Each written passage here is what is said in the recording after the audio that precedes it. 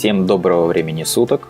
В данном видео я покажу процесс реставрации набора LEGO 6512 мини-экскаватор. И заключается она будет в доукомплектации набора, чистке и полировке деталей и последующей сборке. Данный набор был выпущен в 1992 году, состоит из 34 деталей и одной мини-фигурки, общим весом 29 грамм. Цена на момент выпуска составляла $3 и 25 центов. Осмотрев набор и сравнив имеющиеся детали с полным списком, выписываем артикул недостающих и заказываем их. Для того, чтобы качественно почистить каждую деталь, нужно разобрать набор как можно тщательнее, отделяя все, что можно отделить, не нанеся при этом ущерба. Детали пришли.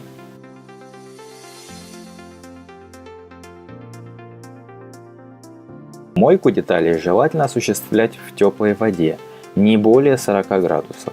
Чрезмерно горячая вода может негативно сказаться на пластике, из которого сделан конструктор.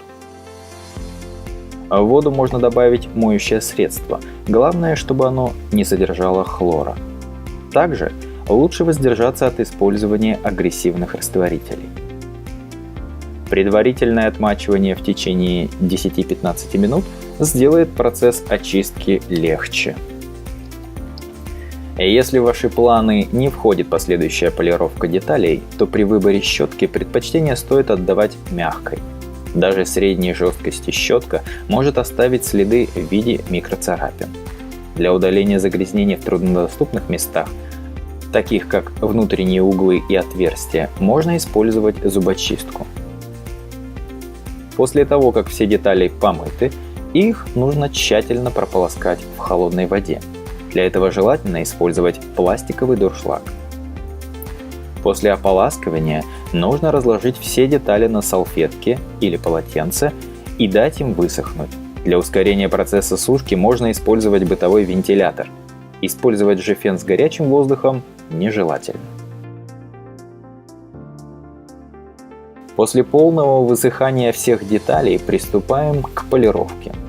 Для этого понадобится дрель или бормашина с регулировкой оборотов, полировальная насадка, наждачная бумага с зерном 600 единиц, абразивная, она же полировальная паста. В данном случае я использую пасту Гои номер 4. В качестве абразива можно использовать и зубную пасту. Даже сам войлок без абразива на полировальной насадке неплохо справляется с этой задачей. После завершения этапа полировки детали необходимо очистить от остатков абразива. Снова сушим.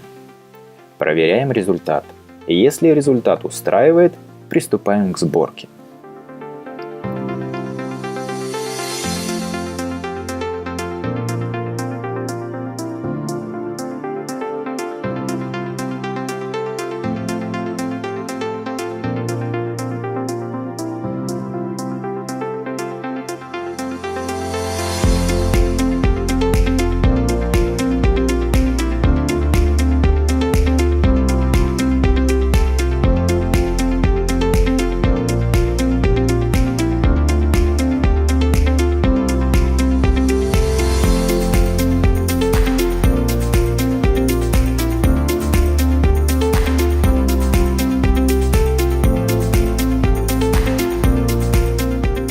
Резюмируя, хочется сказать, что процесс восстановления набора сравним с тем самым процессом распаковки и сборки, который многие из нас так любили в детстве, а кто-то любит и в достаточно зрелом возрасте.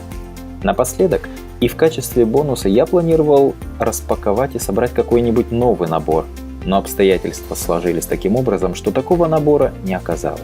В дальнейшем я планирую подобного не допустить и завершать реставрацию старых наборов распаковкой новых. Всем огромное спасибо за внимание.